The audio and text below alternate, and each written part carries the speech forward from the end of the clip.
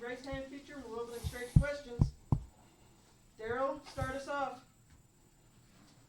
Yeah, John, I know you were talking about resting players who are injured and that March is the most important. It seems to create a little bit of a dilemma.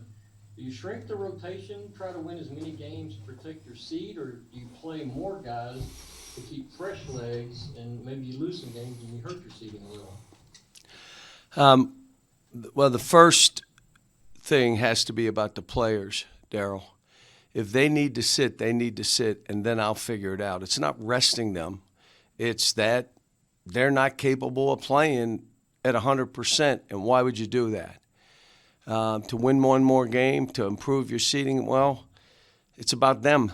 And so the decision was not with Ty. My gut said don't play him because, he didn't seem right. And at halftime when I grabbed him, I said, why don't you sit out? Are you okay? I said, listen, if I see you limping at all, I'm taking you out, and that's it. So, these kids want to play so bad, so there are times that as a coach you got to make that decision that's in their best interest for them. Sometimes you got to. And then it's next man up. What if we get in the NCAA tournament and there's, fouls called or a kid turns an ankle or something happens and he's out? What do you just say? Okay, it's done? It's every kid's responsibility to be ready for their opportunity. If they haven't been doing what they're supposed to in practice, if they're listening to everybody tell them it's everybody else and you just haven't played enough and I'm not playing, then you get your chance to play and you fail. You can't, well, they can. I call it delusional. They can blame anybody else, but they're in a position because of that. I think we have a full roster of guys that have practiced. I told you last game, Dante and Bryce, it wasn't fair why I didn't get mad. I haven't played them in a lot of games. But now, all right, you got a chance and you got to help our team win. And so we'll see. I don't know. Haven't been in practice yet, so we could be a couple down, 2 or 3 down. I don't know yet. John Hale. Cal, the committee's doing their early bracket reveal tomorrow. How do you think they should evaluate your team because you've had these health issues in so many of these games you've lost? I don't know. I'm not even thinking about it. What you just said, John, I didn't even know what's going on tomorrow. I mean, we're established who we are. Everybody knows who we are. We got to get healthy and be that team. We got time to get everybody right. Yesterday we practiced live. We went at each other, and I'll be honest with you, some of today I'm going to go live because some guys are going to end up having to play, and I don't want to hear, when you get your chance, you prove you should be playing more. Damian did it last time. Bryce is going to have opportunities, I believe. Unless something plays different. I don't know. But the hardest position to be in is those guys. You don't know if you're going to play enough or at all, but you got to be ready. Hard position. If you know you're playing, you get yourself mentally ready. How about getting yourself mentally ready if you're not playing a whole lot? But, however they do this right now doesn't matter. I mean, at the end of the day, we still have a lot of time left. My concern right now is, all right, we got to get healthy here. Let's see how we do that. Kyle Tucker. Hey, Cal, I wonder if you learned anything about Ty and just the fact that he wanted to go when he maybe wasn't right, and also people were kind of dissecting body language on the bench. I took it as he was probably upset that he couldn't be out there with his guys, but just what did you see in general and what he tried to do? Well, he wanted to play. He wanted to help his team win. It's hard to do that at 75, 80%. You can't. When you watch what we did, we started the game the way we wanted to start, and I liked where it was going. But his fight to want to win, it's how he plays. He's not worried about stats and, You got to do this and you got to do that. He doesn't listen to it. He shuts his phone off. The guys that listen have the weight of the world on them. You got the weight of the world on you. Blame it on whoever you want to blame it on, but he doesn't do that. And, but again, I've got to protect him at times from himself. And his body language, he was mad it happened, not mad at anything else. He knew he couldn't go in because I wasn't going to let him back in. Yeah, he's a great kid. I mean, every day I walk in practice, I leave feeling really good because I'm able to coach. No one's delusional. Everybody knows they're getting coached from top to bottom. We're challenging them. They're challenging each other. We got a veteran group that gets it. There's ups and downs of this stuff. There's injuries. There's other things that play a part in this. Got to play through them. But I would tell you, we've been pretty consistent all year in what we've done, and it's been a climb, a steady climb. And if we had both guards out, you all know we're not the same team. But if anybody else has a couple of their best players out, they're not going to be the same team.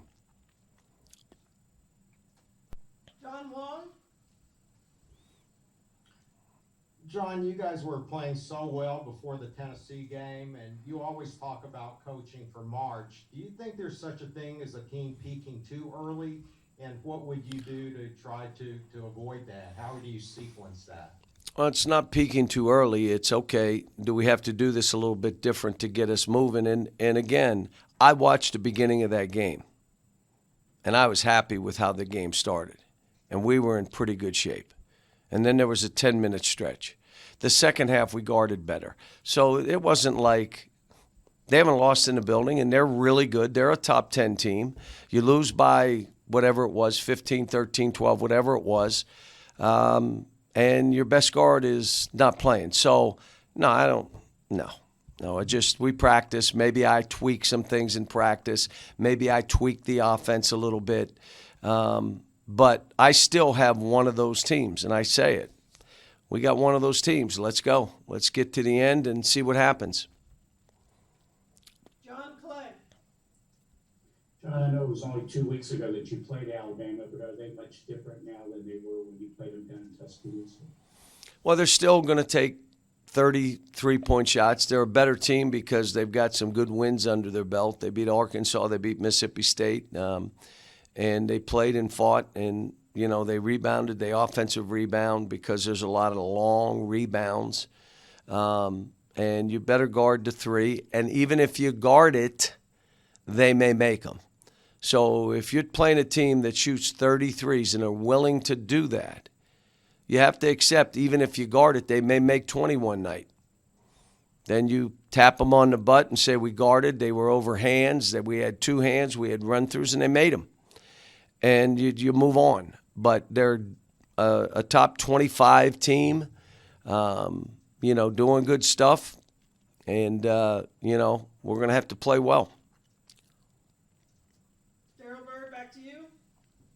Yeah, John, you guys beat the daylights out of Tennessee with a crazy atmosphere at Rupp Arena. They kind of returned the favor. The atmosphere was nuts in Knoxville. It was nuts in Auburn.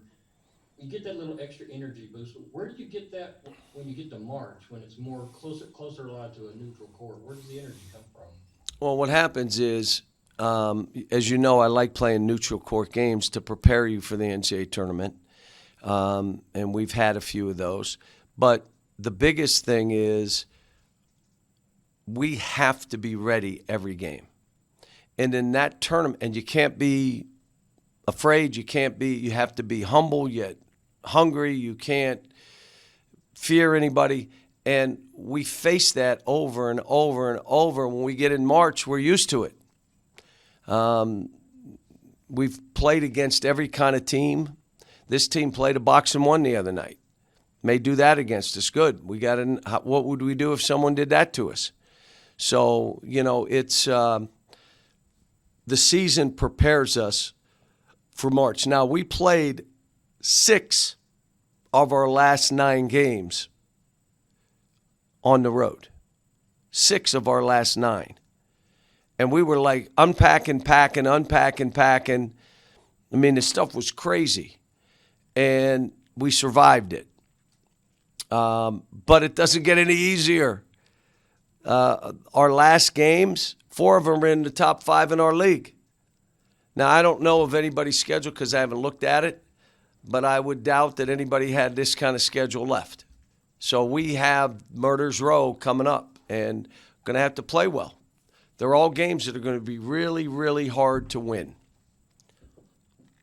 Aaron, go ahead. John, outside of Oscar talked about working on his perimeter defense. Did you see something outside of size that happened against Tennessee that allowed them to score on him a little? And what are some of the things he needs to adjust? He didn't take pride in it. And I told him and I showed him and the team saw it. I mean, you wanted someone to help. You never got down in the stance. You never moved your feet. You never stayed in front. You just let him do whatever he wanted to do. Take pride in it. I want Oscar to start again playing like he has something to prove. Play like you have something to prove. Total desperation, whether it be offense, defense, rebounding, running the floor, and then sub yourself. Sub yourself when you're not ready.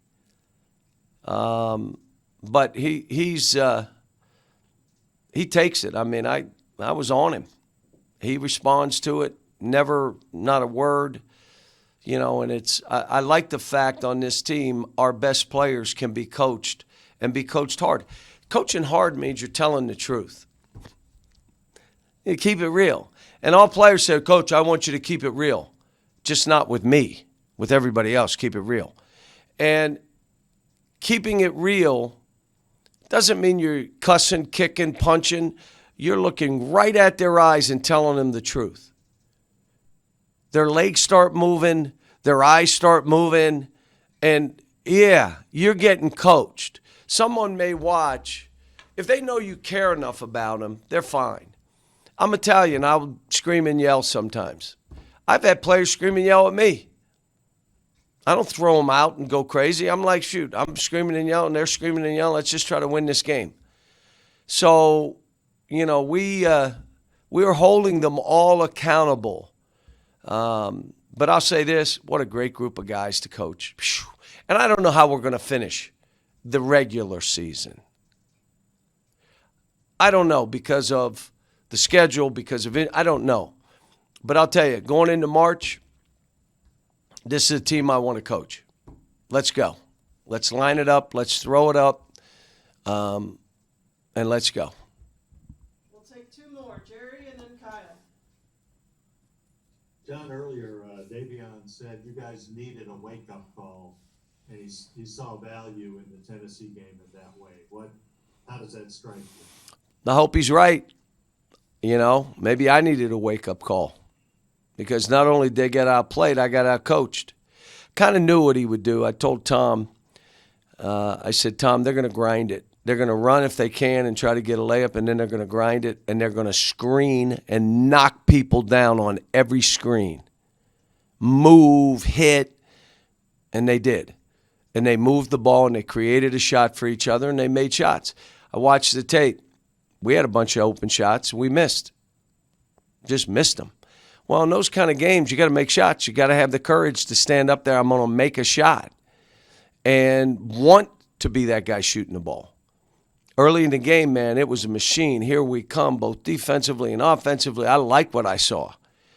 And then it kind of went away. Now, whether it was we needed a wake-up call, as some of the guys would say, or they were just better than us on that night. Finish us off, Kyle. Yeah, Cal, you were answered a lot of this about Oscar, I think, in your earlier answer. But on the offensive end, at times he has struggled with length, with some guys that kind of tower over him. What's your overriding message when he's facing somebody like that in terms of trying to score? He's had some rough finishes around Well, the rim. most of it, Kyle, is that he has too much respect for the other guy. And when he doesn't, like the 6'10", 6'11 guy that he does not, he's played against him. I know I'm better than him. All of a sudden he pivots, he ball fakes, he pivots, and all of a sudden, and then if it's a guy he didn't play against, like, why are you respecting this guy? He's not as good as you. Like, why do you, it's almost like you think he's better than he thinks he is. So some of it's him. Other times, you got guys that are physically, that's getting them more than anything. When there's supposed to be airspace above you. So if a guy goes like this over top of you, he's in your airspace. That's a foul. Those plays bother him. You may say, well, that guy's too big. He can't be over top of him like that. You can't go like that when he goes to shoot. That is a foul, or it is in the rule book. And so that gets him more than a 7-footer or a 6'11". I mean, if he knows, look, I can score on this guy, he goes and scores. Thank you, everyone. If you want to use the raise hand feature, we'll open it straight to questions.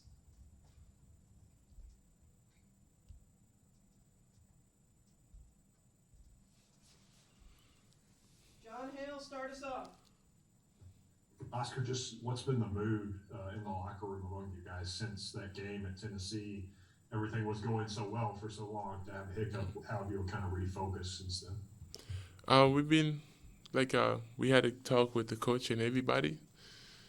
There is not time for us to keep thinking on whatever happened. It is time to just come back. Like, we had a good practice yesterday, and we're gonna have another good practice today. So time to move on. Time to say whatever we think. We just gotta get better and know that it's not gonna be easy. It's always gonna get harder and harder. So we stay positive and we trust in each other. We stay together like we always been, and just getting ready for Alabama tomorrow. Jerry Tipton?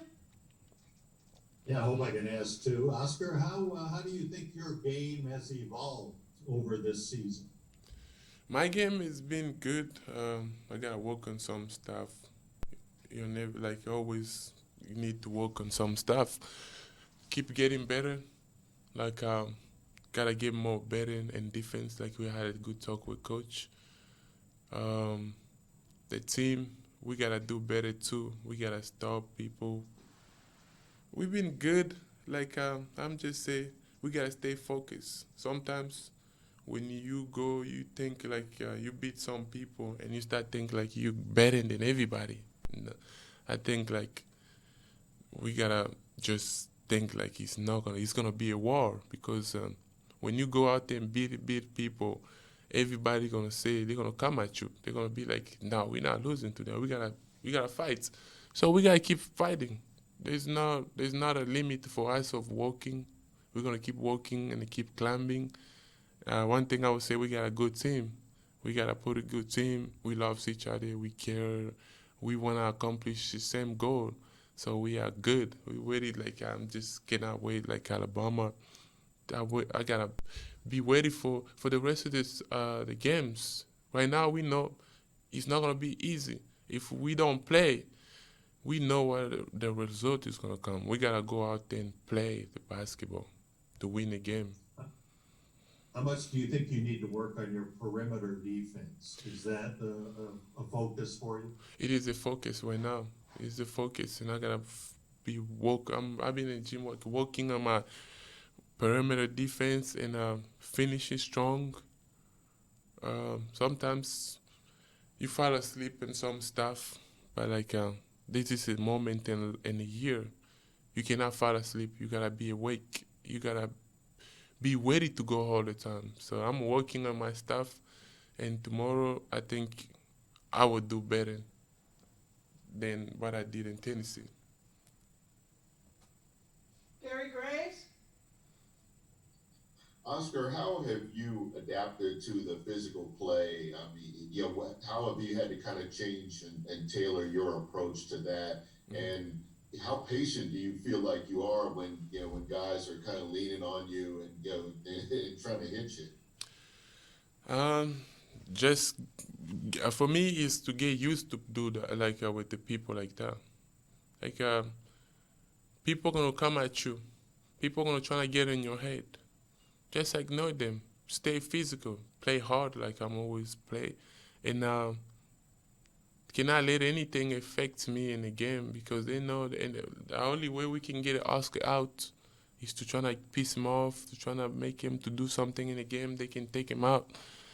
But like I'm used to that. I play physical. I love when somebody's so physical with me.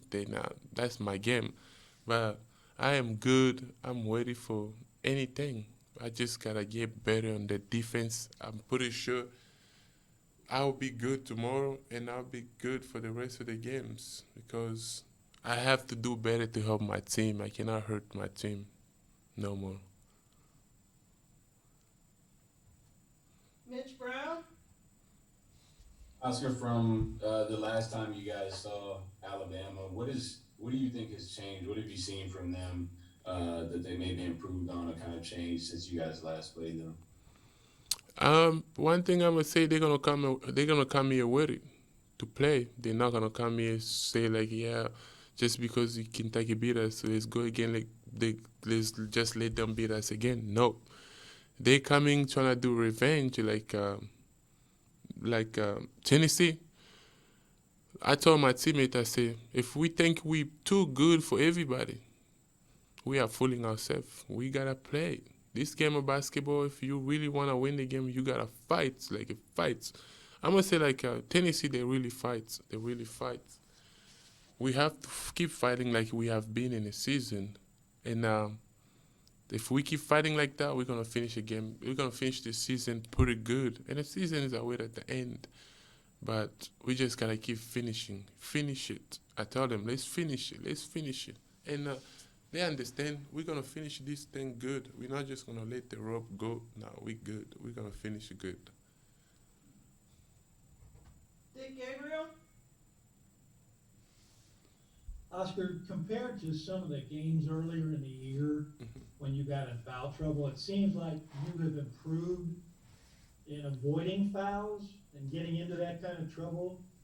Is that something you consciously worked on, and how do you do that? What have you done to improve in that area? It's something I work with the coaches. We watch a film all the time. Like Coach Calipari told me,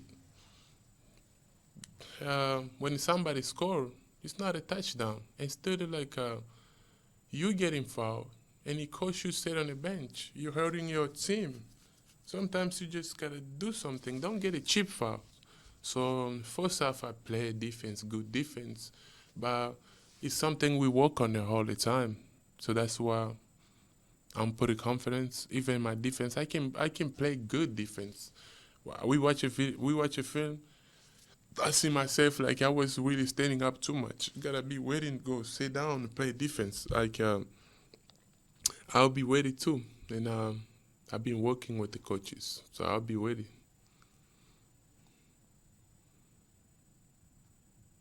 Jerry, back to you. Yeah, Oscar, Alabama's big guy, Charles Bediako, is coming on. He seems to be more productive lately. What do you remember about playing against him the first time, and what challenge do you think he presents? He's good. He can play. He's catch a lob, and he can play. But like one thing I must say, I just gotta be ready to go. I respect everybody we go against, but I don't fear nobody. I just say like, I respect you. Everybody in Division I basketball, they did not get to the Division I if you can't play basketball. They can play. You gotta respect people, but do not fear them. But like, you just gotta be ready to go. You gotta be ready to go. For me, I gotta be ready to go. But can I just say, yeah, I'm gonna just dominate and do this? No, you gotta say, your mindset is gotta be like, I'm ready to go. I'm good. This is the time. I gotta go out there and just fight. Fight. When you fight, you're gonna bring a lot of good things. You're gonna help your team. You're gonna change a lot of different things. Thanks. If there's no more questions for Oscar, we'll let him go, and we'll have Davion Mintz in here momentarily. You rock that. All right. Good work. Thank you so much. Tyler Thompson, start us off. Hey Davion, after the Tennessee game, Jacob Toppin said that this game was kind of a wake-up call for you guys. Do you think you all needed a wake-up call? And what's the mindset been in practice this week? Yeah, We did. I wish it could have been a practice wake-up call, but, I mean, it happened in the game, but it happened. And like Jacob said, he was super positive. We still have a really great team, and we're just going to keep pushing. It's better that it happen now than March, so. John Hale? Hey, yeah, what have you seen from guys like Bryce and Dante recently in practice, just in case they need to step up a little bit if Ty or whoever's not available at 100%? They actually both of them had a really good practice yesterday.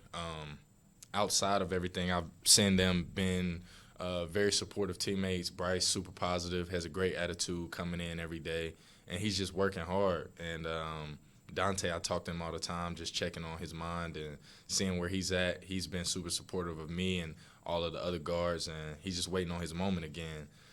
He felt like he didn't really perform as well when he got his opportunity, so he's just really hoping he gets another one and staying patient and, just continuing to work hard.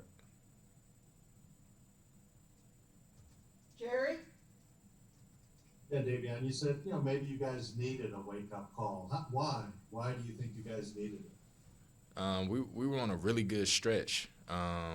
We probably started to smell ourselves a little bit, and around this time, you want to expose yourself, find things to get better at, and fine-tune before March comes. Like I said, you can't take anything away from it. We wanted to win that game. We didn't really play as well. Everyone saw the game, but at the end of the day, we fought, and it happens that way. Tennessee was a great environment. It was crazy in there. They deserved to win that game. They fought. They came out and hit us in the mouth early. So it is what it is. We just got to get better and learn from it. And I also wanted to ask you, I saw when you made the all-district academic team, I wondered, what that meant to you. That means a lot to me and in my family as well. I'm a student athlete. I work hard in the classroom as well. And that just inspires other kids and other people is saying, hey, this kid plays at a high level. And he's still studied and locked in on the classroom. So, that means a lot. Thanks. Go ahead, Zach. Hey, Davion. Cal's talked about the physicality of the game and kind of how you all have been getting roughed up a little bit more, and maybe other teams are getting away with some calls. Just how are you all dealing with that? And Cal even mentioned that probably won't continue into the NCAA tournament. So is it frustrating at all for you all having to deal with that? And just how are you responding to it? Yeah, it can definitely be frustrating. That's not just Coach Cal's opinion. That's analytics prove that. We don't have any home court advantage, and on the road we're not getting any calls as well. So at the end of the day, that's just something that you have to play through playing for a school like this, and we just have to know what we're going into every time we go out to play. But we have to be physical as well. Going into games knowing that we can't help that, we have to play and fight through that. But, like Coach Cal says, he continues to prepare us through practice and warn us and prepare us for situations like that.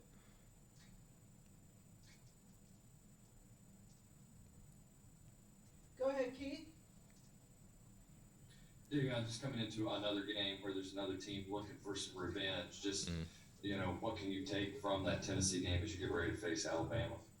Yeah, Alabama's a great team. They're capable of beating us. We played very bad at their arena. We didn't shoot the ball well, but at the end of the day, we got out with a win. So just knowing that that's going to be another physical game, learning and bouncing back, and they're coming into a great environment as well. We need all our fans there supporting us, and everyone showing up for us on Saturday because it's an early game. We need a lot of momentum and energy in there. So, it'll be a great game. We're looking forward to it. But like I said, if they can make threes and get offensive rebounds, they're going to make it tough for us for sure. So we just got to play hard. And I'm just curious, are the players like fans, do you start thinking towards March? I know there's 5 games left. Do you start thinking all right, positioning, seeding, that kind of thing? Too soon? One game at a time. We're going to be all right.